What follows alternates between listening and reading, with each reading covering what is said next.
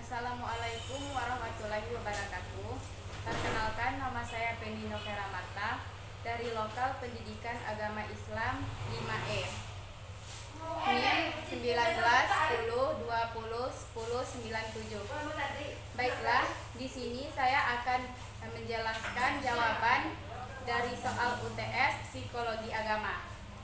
Yang pertama yaitu analisis konsep dasar psikologi. Secara etimologi, psikologi berasal dari bahasa Inggris yaitu psikologi. Dalam istilah lama disebut ilmu jiwa.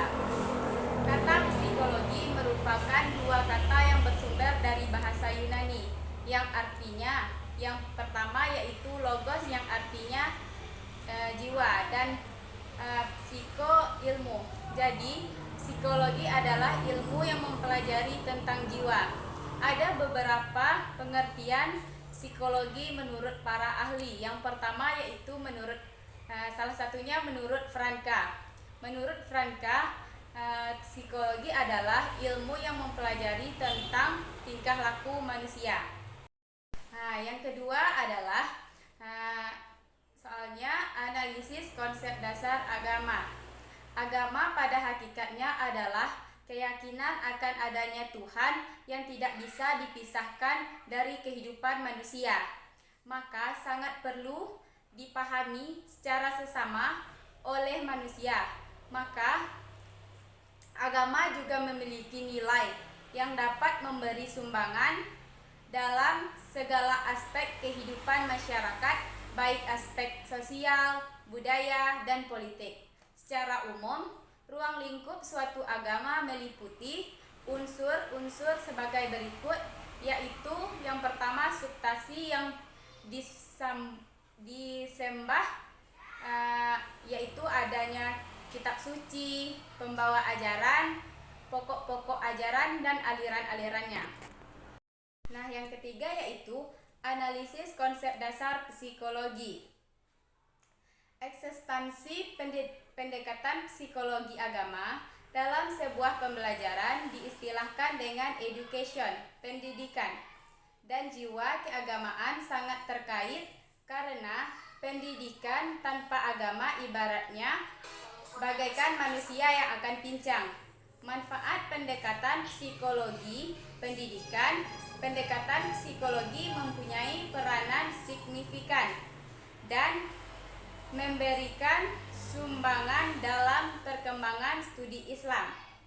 Pendidikan psikologi dalam Islam berguna untuk mengetahui dan memahami secara bagaimana tingkat keagamaan yang difahami, dihayati, dan diamalkan seseorang muslim, seperti halnya dapat mengetahui pengaruh dari ibadah, sholat, puasa, zakat, haji, dan ibadah lainnya dalam kehidupan seseorang.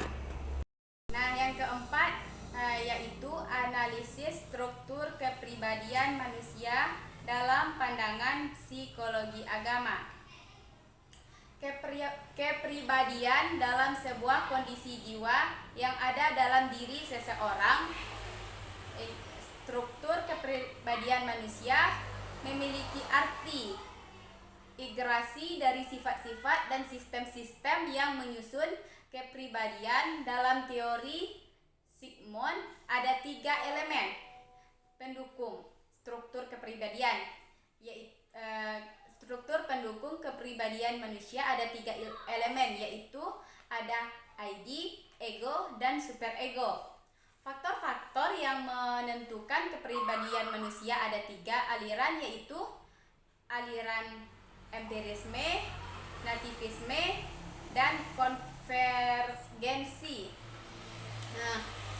Masing-masing aliran ini memiliki asumsi psikologi tersendiri dalam melihat hakikat manusia. Yang kelima yaitu analisis fitrah manusia dalam pandangan psikologi agama.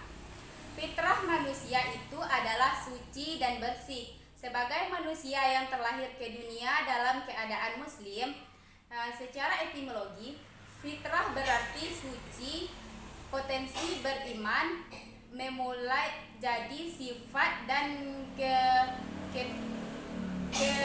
kejadian.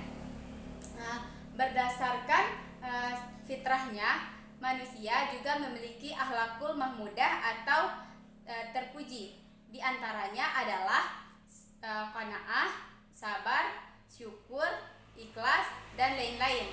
Sifat yang terpuji dan fitrah itu layaknya dua koin yang dapat dipisahkan satu sama lain, karena fitrah itu sebagai naluri dan dapat sebagai wahyu dari Tuhan. Yang terakhir yaitu yang keenam, analisis motivasi beragama dalam pandangan psikologi agama. Motivasi merupakan keinginan yang terdapat dari diri seseorang individu yang merangsang untuk melakukan tindakan-tindakan atau sesuatu yang menjadi dasar atau landasan seseorang berperilaku. Motivasi dipelajari sebagai suatu keniscayaan dalam setiap kajian psikologi, karena motivasi merupakan salah satu karakteristik yang ada di dalam diri seorang manusia. Yang membedakan hanyalah pemenuhan prioritas dan dalam dampaknya. Sekian, terima kasih. Wassalamualaikum